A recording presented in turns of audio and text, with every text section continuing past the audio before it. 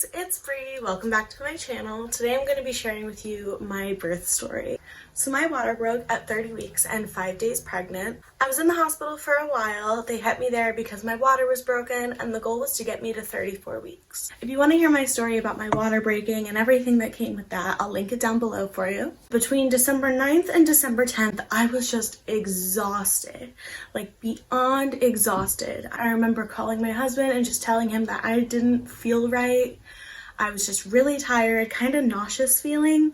I ended up sleeping for like 6 hours in the middle of the day. Then that night I woke up a couple times with like some cramping, and every time before that I had cramping, they weren't really too concerned. They'd throw me on the monitor, there'd be nothing there. So I just let it be. I didn't even really mention it until the morning, but I woke up probably like 5 or 6 times and kind of, ooh, that hurt, and go back to sleep. It was nothing I couldn't, sleep through, and they weren't regular. It wasn't anything timeable. So Saturday morning came and I told the nurse that I had some cramping the night before, and I went to the bathroom and I had some spotting. I told the nurse, they threw me on the monitor. They didn't really see any contractions. She did call the spotting I had bloody show, which kind of scared me a little bit because we were really hoping I could make it to 34 weeks. At this point I was 32 weeks in 1 day. Hi, Piper. Hi, Miss Piper. This is Piper. Hi, sweet girl. She's such a sweetheart, right? Alright. So after I had that cramping and they threw me on the monitor, they didn't see anything. They had me go about my day like normal. I did still have some cramping throughout the day. Again, nothing consistent, nothing trackable, and it wasn't bad enough that I was stopping. I mean, it was less than a period cramp. I was keeping very hydrated, so every time my bladder would get full, I'd feel a little bit more crampy. So we were kind of attributing it to that. I remember Saturday at shift change. Shift change was 7 a.m. and 7 p.m. The nurse said, okay, I'll be back on Monday. And I was like, don't worry, I'll be here. I was indeed not there, spoiler. So Saturday night I went to sleep and I woke up with some more painful cramping feelings. They weren't very regular, but I did notice that I woke up probably like 10 times, and it was only like 2 o'clock at that point. I started realizing that they were more painful because I would wake up and I'd have to roll over to get comfortable with the cramp, or I'd roll over and go, and then roll back and go back to sleep. But I wasn't really thinking they were contractions. I was just thinking that these were cramps and that I was uncomfortable while I was sleeping with the cramps. I didn't think too much of it. If the cramps on the first day were a 2 out of 10, these were maybe a 4. So around 3 a.m. I got up and I realized that I was having these cramps a little bit more frequently than I remembered having them throughout the rest of the night. So I started timing them, and they were about 2 to 3 minutes apart. I called my nurse in after timing them for about half an hour, and I was texting my sister telling her what was going on. She wanted to have another niece or nephew, and she was really excited for me to give birth. Once I realized they were 2 to 3 minutes apart, and they were getting a bit more intense to the point where I was kind of going,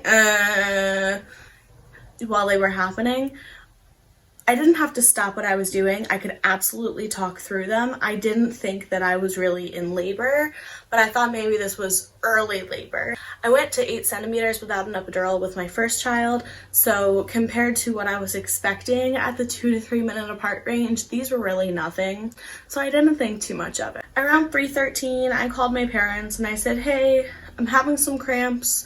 I'm calling in the nurse. They're gonna, tell me what to do. But I just wanted to let you know that you should probably stay up in case we're getting close to time where you need to go and watch my 4-year-old, because they live about 45 minutes from my house, and then my house was about 45 minutes from the hospital. So I told them to stay up just so I could, let them know if it was time for them to go to my house.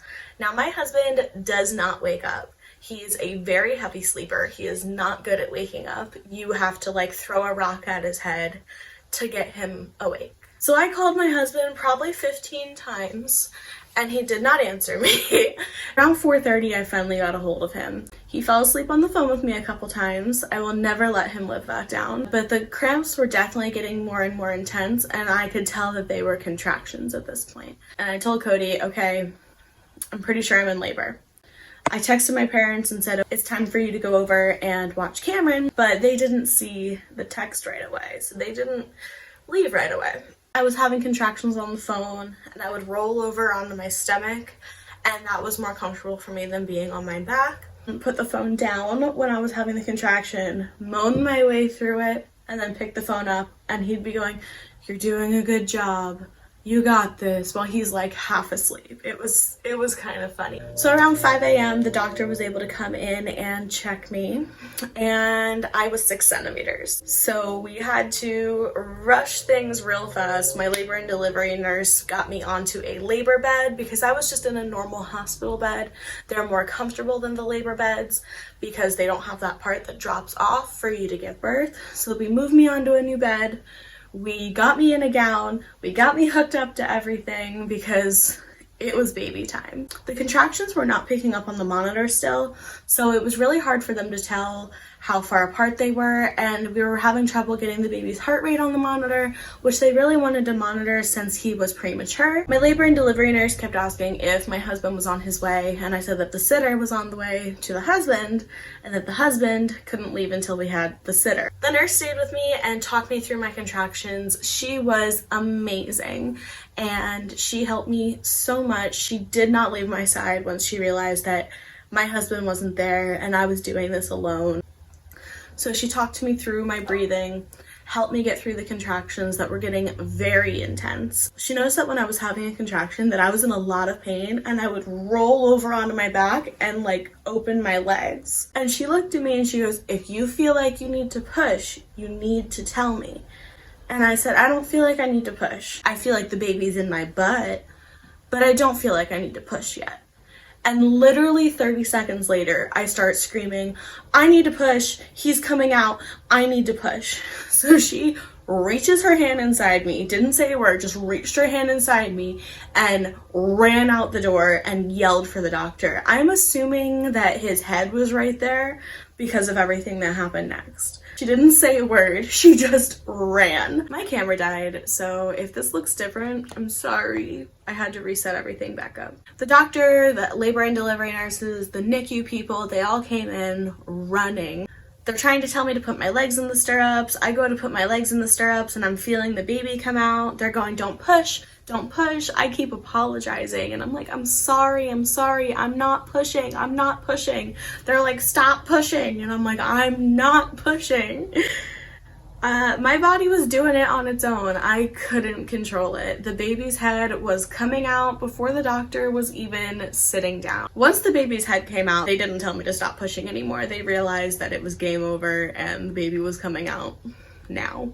So doctor sat down, baby shot out, was just like laying on the table for a second. They called the time as 5:24 a.m. and that is the time my son was born. They put him onto my belly and he was gray. He wasn't moving. He wasn't making any noise. He didn't cry, and I was so scared that we had a stillbirth.